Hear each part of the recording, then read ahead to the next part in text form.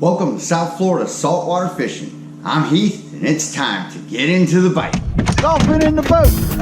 Woo! Double headed solo kingfish trip right there. Let's do this. Let's do this. That's mutton snapper right there, baby. Let's do this. Let's do this. Let's do this. Let's do this. Have you ever heard your fishing buddies or your friends talking about going out and catching their favorite, most delicious, hardest fighting giant snapper, the mutton snapper, also known as Big Pink? And you wanted to get in on some of that action? Well, in this episode, I'm going to show you how, when, and where to target and catch these highly sought after, prized, giant-sized snapper. Before we get into this though, if you want to learn more about fishing, grow as an angler, or just see some great and exciting offshore fishing adventures, you can start by hitting the subscribe button. And don't forget to turn on the notification bell so that you won't miss a thing. So to properly explain how to target and catch mutton snapper, we have to start out with some facts. First fact is they are part of the snapper family. They are found as far north as Massachusetts and as far south as Brazil, but they are most highly congregated in the areas from Florida to the Bahamas and the Caribbean Sea. Mutton snapper do not migrate. They are what is called a non-transient species. They're found anywhere from 60 feet to 300 feet. They live on the reefs and structures such as wrecks. That is where they live and they feed and they spawn and they grow and they make little baby mutton snappers. The bigger adult mutton snappers tend to live solitary lives on the deeper reefs and wrecks from 150 feet out to 300 feet. The juveniles you can find in odd places, hiding in the shallow, sandy, grassy areas, and the even smaller ones will even congregate and live in canal systems such as the intercoastal or shallow bay areas. Adult mutton snapper live solitary lives. They don't school together. Now they will congregate in spawning packs, but you're not going to find them schooled up in a feeding frenzy. It just doesn't happen. Mutton snappers spawn in the month of February, a little bit before or after, depending upon the weather and what is happening with the lunar cycles. They exhibit what is called spawning site fidelity, which means once a mutton snapper finds a spot to spawn, they will return there year after year at the same time of year to spawn. And the last most important fact of going for mutton snappers, they're part of the snapper family, which means they are in the snapper aggregate. So when you're fishing for them, you have to be knowledgeable of sizes, limits, count limits, local and state water regulations, and federal regulations as to how far off you can be to where you can catch, which also notates how many and how big they have to be. In Florida, mutton snapper have to be 18 inches from the tip of the lip to the tip of the tail. They're in the snapper aggregate, which is 10 snapper total, but you can only catch 2 mutton snappers. Alright, now we're going to talk how to target mutton snapper. As I said, they live and feed on reefs and structure. This is where you're going to find them. So let's say you're fishing on a 70-foot reef. This is typically where the barely legal 18-inch mutton snapper are found. If you're looking for the larger size mutton snapper, you're going to have to go out deeper. Those ones are found typically on wrecks in between 150 and 300 feet. Those spots are where you find those 10-pound mutton snappers that are considered trophy fish. Throughout my years of fishing, I have found that the deeper you go, the bigger the fish get when it comes to mutton snapper fishing. So pertaining to finding the bigger mutton snapper, you're going to have to know how to use your GPS and your fish finder to be able to locate wrecks and relief structure on the bottom to be able to find the fish. Alright, so I just want to show you what a wreck looks like. On a depth finder, you'll have a steep incline. So right now we are definitely right over this wreck. And it stands up. The bottom is actually 160 feet, so the wreck stands up 30 feet. Mutton snapper don't migrate. However, they do have what is considered a seasonal feeding pattern. I have found that mutton snapper feed best in the fall, from September to November. They also feed best in the late spring, which is April through May. They spawn in February, so February is not the month where you really want to go out targeting mutton snapper. They're fish, and they're always swimming, and they're always eating. So any time of year you can catch a mutton snapper, but if you're particularly going out to target them, you'll want to pay attention to these months and their heavy feeding cycles. As with most reef predators, mutton snapper feed best when there is heavy water flow, which means you need current. If there's not much current, catching a mutton snapper is more than likely not going to happen because the current isn't stirring up the sand and the sediments, bringing in the smaller fish to feed, in which the predators prey upon. The best time of day to fish for mutton snapper is always debatable.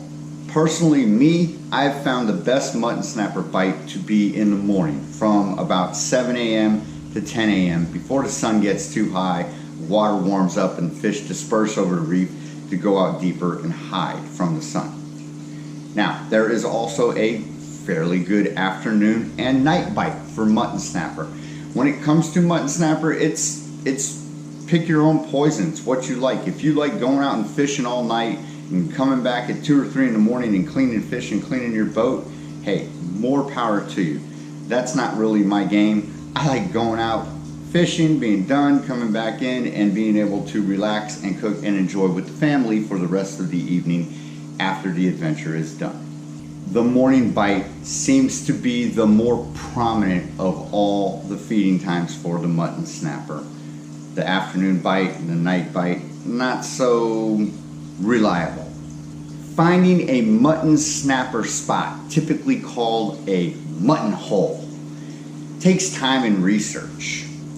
Here's the issue with finding a mutton spot, is they can be fished out due to the non-transient nature of these fish, meaning they're not swimming over and finding new spots to congregate all the time. They find a spot and they sort of stick there. It's their territory, it's their ground.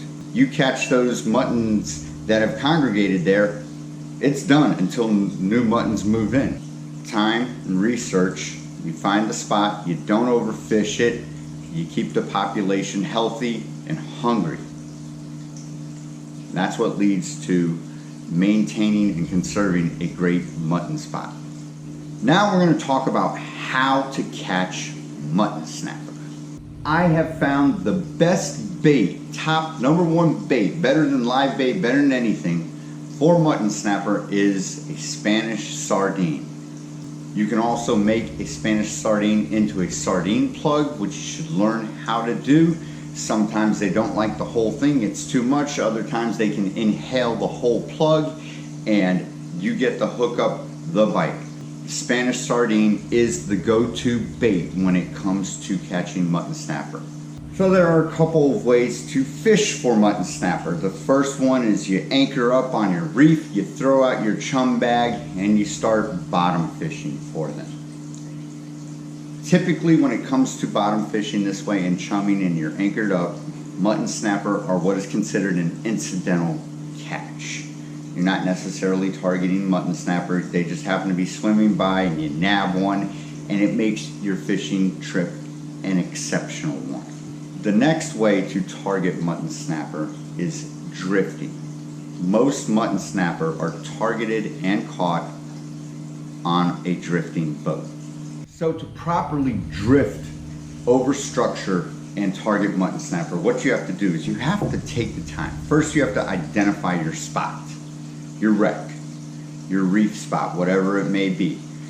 Take the time, examine the current, examine the wind, what's happening with your boat. You don't want to start fishing directly over your spot, because by the time you drop your bait out, you're way off your spot and your bait hasn't even gone anywhere near the particular area where you'd like to fish. You want to, if your current's going this way, you'll want to park up current of your spot, start fishing. That way, by the time your bait drifts down to your spot and your boat's gone over it, you're actually fishing the particular area where you would like to target the species. So there's bottom fishing and there's drifting. Now there's two particular ways that you can target mutton snapper when it comes to fishing for them in these applications. First one is flatlining. What that is fishing with a bait with no sinker, just a hook. So you've got your main line, you've got your leader, and you've got a single J hook or a double tandem hook setup. You hook that into your bait, you let it out into the current, and you just consistently let out, and the bait slowly drifts down, natural looking, as if something has just been thrown overboard, and the mutton snapper swim up into the water column and they get it and they nab it and you get your hook up. The next way is what is called the mutton rig. That's typically a 20 to 30 foot leader with a single J hook, like a 3/0 J hook, and then the smallest size weight sinker you can use. The deeper you go, the weight will increase. If you're in like 70 feet, you're going to want to use, you know, a 3/8 ounce weight, not even a ½ ounce weight to get down. If you're in 150, 200 feet of water, you're going to want to use about a 1 ounce weight. What will happen is your weight will go down and it will extend your leader size, and your bait will slowly drift down way out of sight of your terminal tackle, which leads to the next point. Mutton snapper have extremely keen eyesight and hearing. Any thumps from sinkers or clanking from sinkers on swivels or hooks or anything, any noise like that, commotion, is more than likely going to spook a mutton snapper. They're very astute, they're smart fish. They grow large, they take a long time to grow, which means they've been around for a while and they've seen a lot of the tricks of trade of fishermen trying to catch them. This is the reason you need a long leader and a very stealthy setup when it comes to targeting mutton snapper. Presentation is the key to getting these fish. The more stealthy, the more likely to hook up. A key factor when you are fishing for mutton snapper, no matter if it's anchored up, drifting out a bait into the chum, or drifting over a deep wreck or whatever you are doing, you always have to keep letting out line. Don't ever close your bell or hold your line tight. You want your bait to consistently drift down in the water column and look as if it is something that natural that has just died, or some food that has been thrown over. This attracts the fish and they're more likely to feed on that. Again, mutton snapper are very keen, they're very sharp. They're not going to go after stuff that doesn't look natural. Mutton snapper hover over the bottom and they feed on the bottom, but most of the time as the food is coming down, they swim up into the water column. Not typically to the surface, although they will come to the surface to feed, but they're usually up in the water column. They're not typically on the bottom. So if you're going straight to the bottom, you're not really going to get your target fish. You may end up with, you know, grunts, blue runners, something along that line, which is not what you're looking for. Which is why you want this slow drift down to the bottom approach of the flat line or the very long leader, where you are drifting your bait down into the current naturally. In this next clip, I want to show you an example of what it's like to flatline out a sardine and get the hook up and pull in your mutton snapper. So we are in about 70 feet of water, right on top of a wreck called the Nula Express. We're going to drop outside of line and see if we can flatline out and pick somebody up real quick.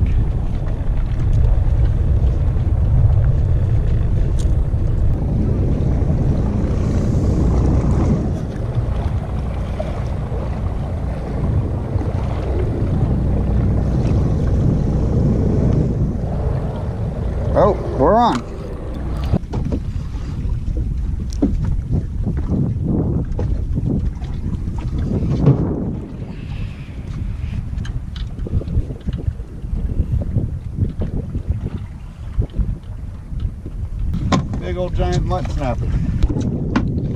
I like those too. All right. So if I'm flatlining out, I'm typically going to use a spinning reel setup. This is a medium to heavyweight spinner.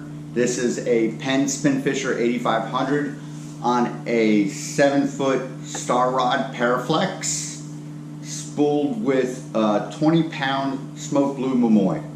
And then I would just tie on my leader with a spider hitch, hook to a no-name knot, hook to a hook, single hook on the end of my leader, and I would flatline out, consistently letting out line until I feel the bite, slam the bell shut, and with finesse, I'll reel my fish up. When you are drifting over a deep site, you typically want to use a conventional reel setup. You can use either or, a spinner or a conventional reel. Personally, me, I find it easier and more convenient, and you get less line twist, which is where your line twists up on itself when you are using a conventional reel, because your line goes straight out instead of winding back on a spool. In this next clip, I'm going to show you how to catch what I consider to be a large mutton snapper drifting over a deep wreck.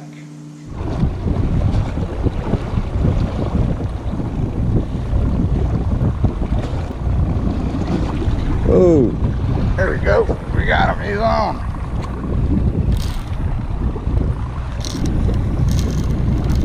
All right.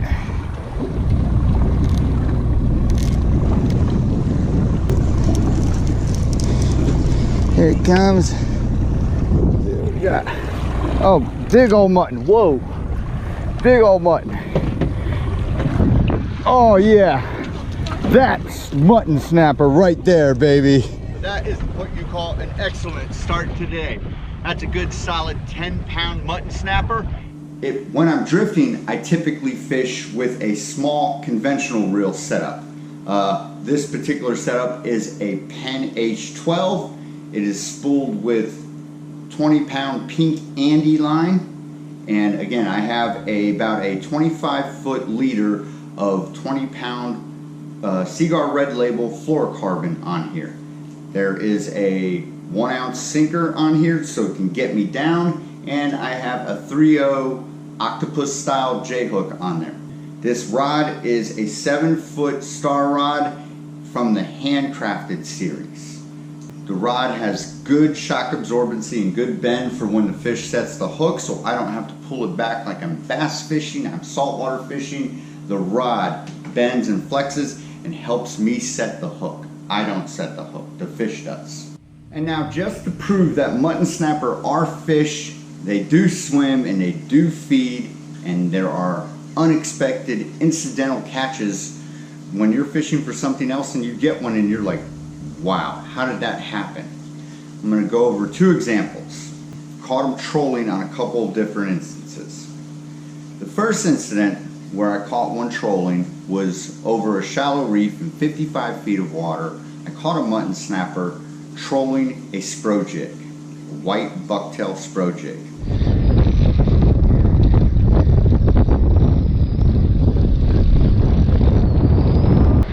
No way.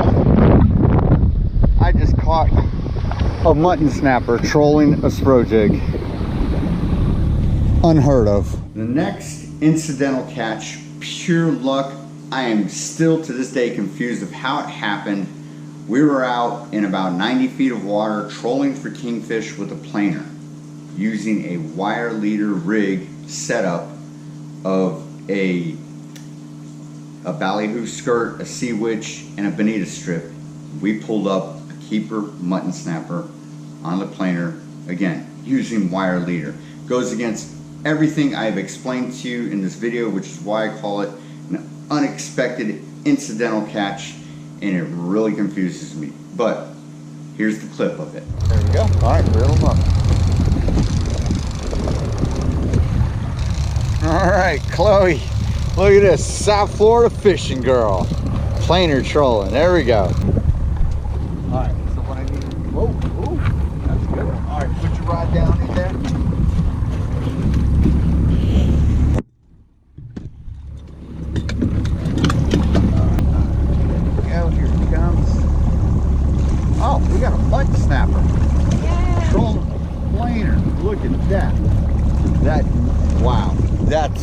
insane. Chloe, you just caught a mutton snapper on a planer. Oh, pretty. That's awesome. Chloe, look at this.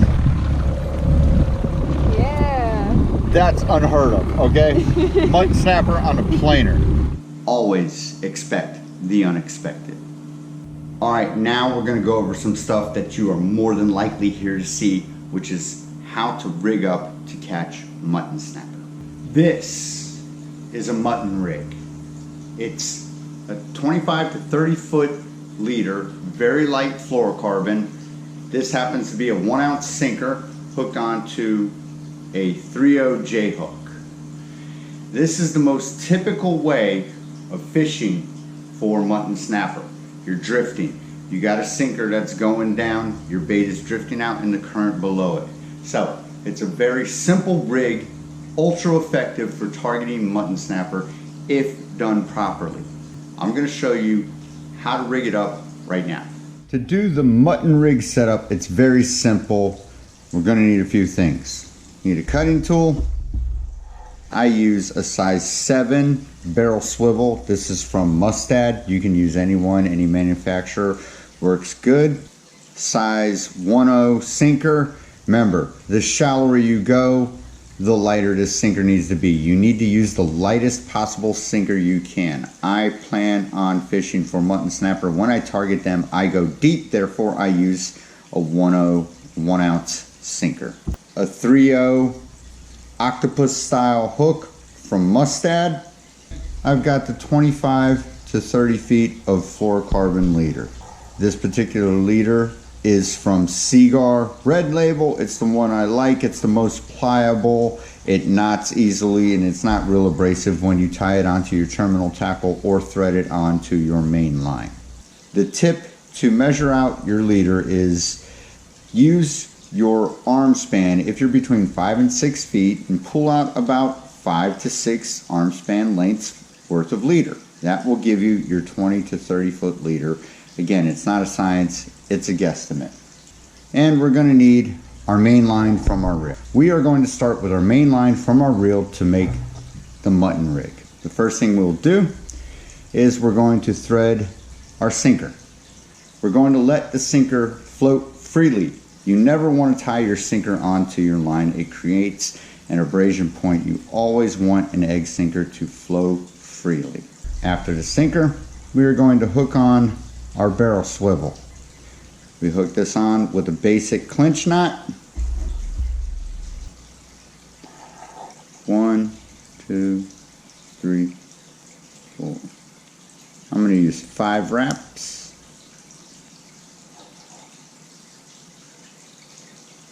And we will tighten that up. We're good to go. Now we will trim off the tag.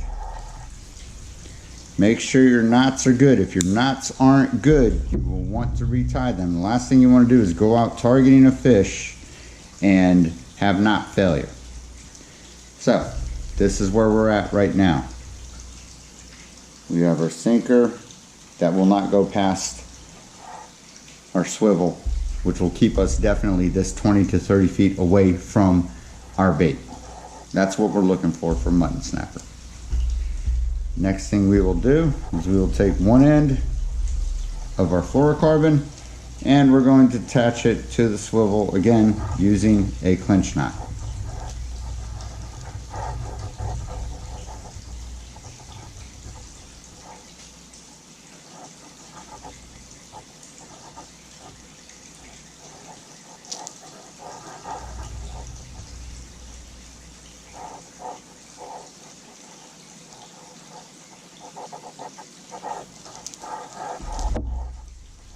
Trim off your tag. We are good to go there. So, we've got our sinker, which stops at our swivel, hooked onto our 30-foot leader. The final step of making the mutton rig is to hook on your hook to the other end of your leader. Another basic clinch knot.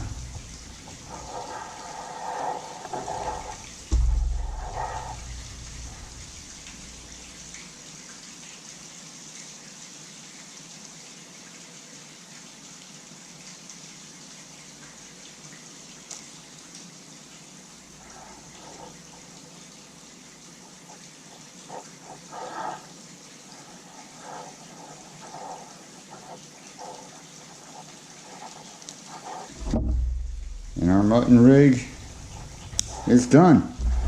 We're ready to hook on some bait, drop it in the water, good to go. So the way this mutton rig works is you've got a really long leader. You throw your bait out, your bait starts drifting down into the current, way far away, your boat is drifting this way, you're starting to come over your spot. As soon as you drop this in the water, you have a swivel here which stops your sinker from going way up 30 feet away from your hook. But the sinker sinks quicker than your bait does, which starts making your leader longer and longer the more it goes down. And then your bait drifts down back into the current, pulling the leader further out. By the time your bait gets halfway down, your leader has increased almost 2/3 of its original length, thus putting your terminal tackle even further away from the sinker and the swivel, which is what turns off the mutton snapper bite. That terminal tackle, they don't like it. They're very keen. So you've got your 20 to 30 foot leader tied on to your conventional reel. And the last thing you want to do is you want to dispose of it. Fluorocarbon leader can be expensive, so you don't want to just use it one time and get rid of it. What I'm going to do right now is I'm going to give you a tip of how to store it so that you don't compromise the integrity of it and you can go back out and use it again. So we've got our long leader. We don't know what to do with it. You don't want to just wrap it around your hand and twist tie it. It'll come off in a jumbled knot. What you're going to do, the first thing you're going to do is you're going to hook it through the first eye of your rod backwards. So you pull back down on it and you're going to pull it back and you're going to wind it around your non-handle side of your conventional reel. You just keep on winding it on until you get the whole leader on. What I'm doing here with my fingers, I pinch my finger down here, this finger, I pinch this finger down so that my leader doesn't come unwound from it as I am winding it on. Otherwise you'll end up doing it several times. You wind the whole leader on until you get almost to your sinker. So you see my sinker now is here. You don't want to make it tight. Once you get that around and you've got your sinker, then you can take it, and to tighten up this slack here, all you do is you turn your reel handle and you're good to go. This is the typical setup I use when I am flatlining for mutton snapper. What it is it's a double hook setup, tandem setup. I'll get into why I use that. Really light fluorocarbon hooked onto my main line with a spider hitch loop hooked to a no-name knot to my leader, so it's seamless. There's no terminal tackle except for my hooks. So I tend to use double hooks even though I'm going for mutton snapper and they don't like hardware, but when you're flatlining out a bait over the reef, mackerel, king mackerel or ceros come up, they swipe at it, you've got a little bit better of a chance with your barb, with the shank of your hook hanging off, to not get the cut off and actually get down further if there are no mackerel and go for the mutton snapper. If the mackerel swim by and they hook up with this, you've got a better chance of just not losing all of your hardware. I'm going to show you how to do this flatline setup for mutton snapper. Alright, to do a flatline setup, we're going to need a few things. We're going to need our 7 to 10 feet of fluorocarbon leader, 2 J hooks, cutting tool, and your main line from your fishing reel. Again, this particular line that I'm using is 20-pound smoke blue Momoi. This is 30-pound Seaguar red label fluorocarbon. Again, 7 to 10 feet of it. The first thing we're going to want to do is we're going to tie a spider hitch in our main line, which is a loop. To tie a spider hitch, first thing we'll do is you're going to get about 16 to 18 inches and make a loop that is about 12 inches to 16 inches long. We're going to form a loop here in our fingers and we are going to pinch it off. then we're going to take the remainder of the loop, which is going to be our spider hitch loop, and we're going to wrap it around our pointer finger 3 times. 1, 2, 3. We will now take the remainder of the big loop and we will send it through the pinched loop. And we are going to slowly unthread it from our finger to form this knot. So this is what a spider hitch looks like before you cinch down on it. If you have a big jumbled mess and it doesn't look like this, you've done it wrong. You should probably consider cutting it off and retying it. So now we will pull on this end of the knot, pull on this end of the loop, pull on this end of the loop and start cinching down on your knot. Then you pull on your main line against the end of the loop. Then you will pull on your tag end against the loop. And then you have a spider hitch. It forms a loop. Now we will trim up our tag. Now that you've got that spider hitch tied, remember it's a pressurized knot. You're going to need to put pressure on it, which means your rod's going to have to go in a rod holder, hold it between your knees, lay it down or somewhere. But to properly find the center of the spider hitch loop, you have to put pressure on it. Now I'm going to show you how to find the center of the spider hitch loop and tie it on to a no-name knot. Okay, so we have our spider hitch. We're going to find the center of the spider hitch loop. The way to find the center of any loop, all you have to do is essentially put pressure on it and you've found the center of it. Now to tie a leader on and find the center of it, we're going to find the end of our leader. We are going to take the end of our leader, and we are going to put it through the loop and pull on it. So I have that. Now I have effectively found the center of the spider hitch loop. Now to attach our leader to the spider hitch, we are going to tie what is called a no-name knot. A no-name knot is essentially a reverse clinch knot that threads your leader onto your main line.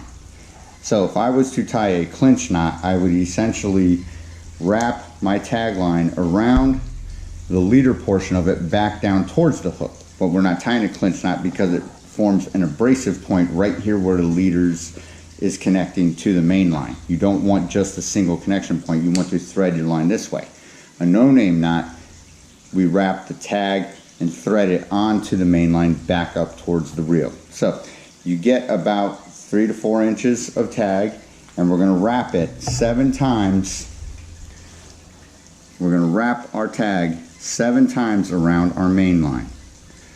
1, 2, 3, 4, 5, 6, and 7. And then we're going to take the remainder of the tag and we're going to stick it right back through this little pinched off loop that has happened there.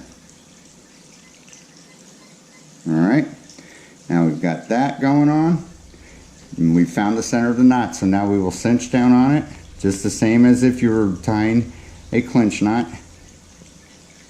and there you have it. That's a no-name knot, and it's fastened on directly to the center of the spider hitch. A no-name knot is what's considered a perpendicular finish knot. So if you don't have this 90-degree angled look on your knot when you are done, and it doesn't look pretty with these wraps right here, you've done it wrong. You've created an abrasive point somewhere in your knot. You want to cut it off and start over. All right. Now we will trim up our tag.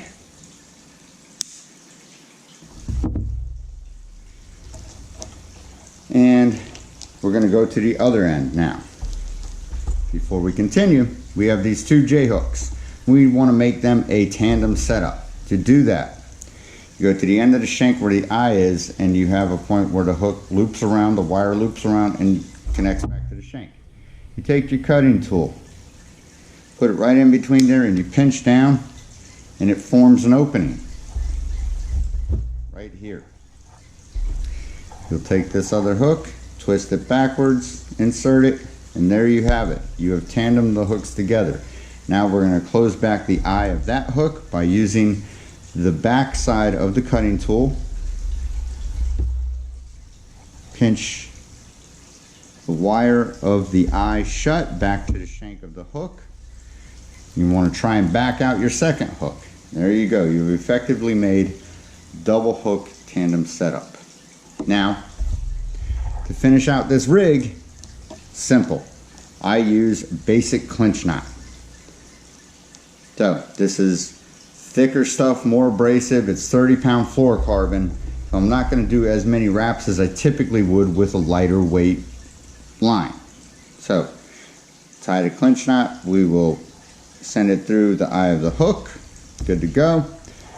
I'm going to use about 4 or 5 inches of tag, and I'm going to wrap it up the leader back towards the reel. I'm only going to use 5 wraps because of the abrasive factor of the fluorocarbon. So 1, 2, 3, 4, and 5. The last thing I want to do is warp my line, which is why I talk about the abrasive factor when you're tying a knot. If you don't know how to tie a clinch knot, I have a video on it that shows you how to tie 4 different types of clinch knots. Gives you options which one to choose.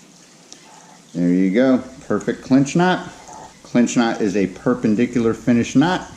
If you don't have this 90-degree look, you've done it wrong. Cut it off and tie it over. You don't want to have knot failure right when you get a fish to the boat. Makes for a bad day fishing. So that finishes off the flatline fishing setup. All right, folks, that about does it for this episode. I hope you had fun. I hope you enjoyed. I hope you learned how, when, and where to target these highly sought after, delicious snapper, the Mutton Snapper.